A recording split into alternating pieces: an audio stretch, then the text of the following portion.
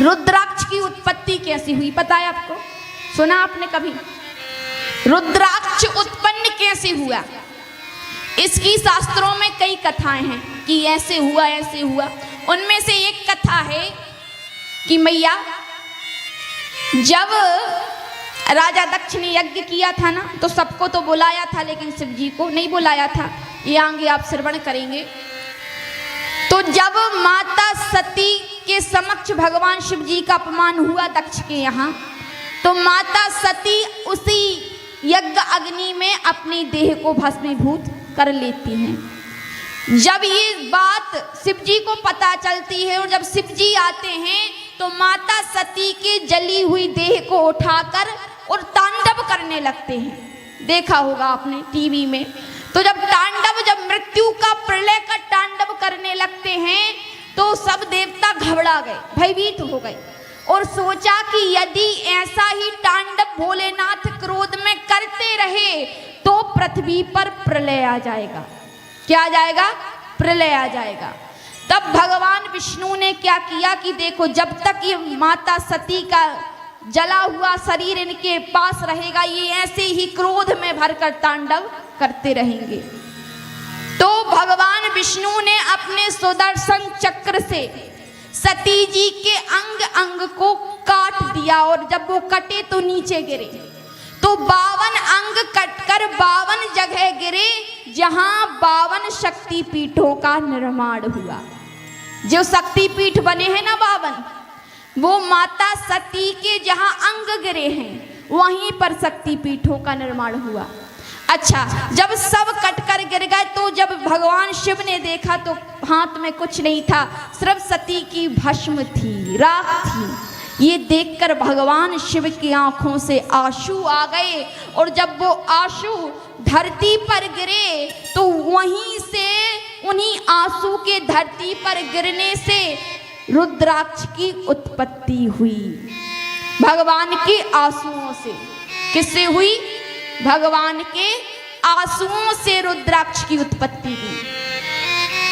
अच्छा मैया, जब आंसू गिरे तो उन आंसू से 4 प्रकार के रुद्राक्ष के वृक्ष उत्पन्न हुए। कितने प्रकार के? 4 प्रकार के। तो 4 प्रकार के रुद्राक्ष हैं, ध्यान से सुनना मैया। उसमें से जो सफेद रंग का रुद्राक्ष है वो ब्राह्मण के लिए होता है। देखा तुमने सफेद? अब देखा ही नहीं, सिर्फ लाल देखा है ना? होता है क्योंकि महाराज से महापुराण में वर्णन है तो होता है।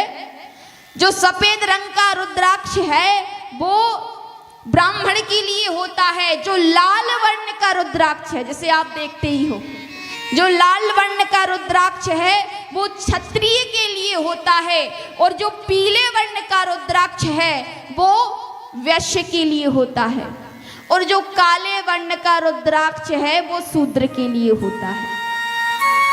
तो ये रुद्राक्ष कोई भी धारण कर सकता है, चाहे कोई स्त्री हो, पुरुष हो या कोई बच्चा हो, सब कोई ये रुद्राक्ष धारण कर सकते हैं। अच्छा मैया, रुद्राक्ष की तरह ही एक भद्राक्ष भी होता है। रुद्राक्ष की तरह एक भद्राक्ष भी होता है।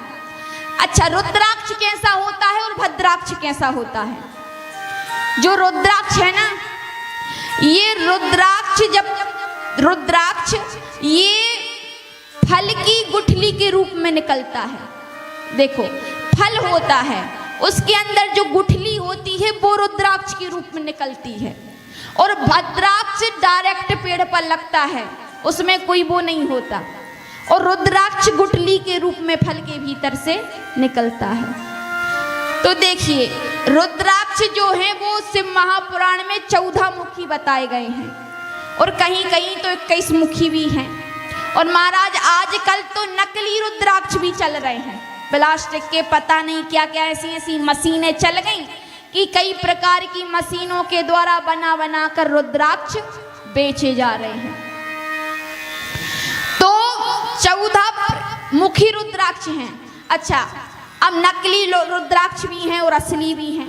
और आपके पास जो रुद्राक्ष है वो असली है कि नकली है, इसकी पता कैसे करेंगे आप?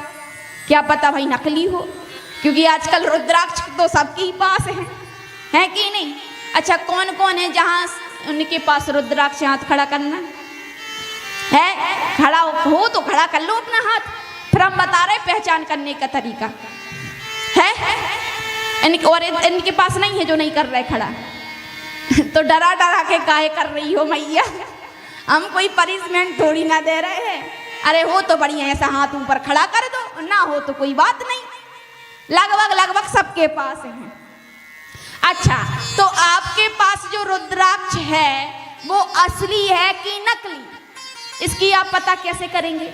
अच्छा, बहुत से लोग तो जो हैं वो लैब में जाकर चेक करवाते हैं असली है कि नकली, लेकिन आप लैब में तो जा नहीं सकती। कौन जा लैब में? जो है वैसा ही ठीक है, लेकिन आप यहाँ रहकर भी आप पता कर सकती हो। जिसके पास रुद्राक्ष है, आप क्या करना, उसे हाथ में लेना है ना, हाथ में लेकर उन्हें ऐसे दबाना जोर से। जब आप दबाओगी तो दबाकर यदि गड्ढी में ओम की आकृति बन जाए तो वो असली है, और यदि ओम की आकृति नहीं बनती तो वो नकली है। क्या करना है? रुद्राक्ष को हाथ में लेके ऐसे जोर से दबाना है, और यदि दबाने पर ओम की आकृति दिख रही है आपको तो वो असली है, और यदि ओम की आकृति नहीं दिख रही तो नकली है। ये तरीका है।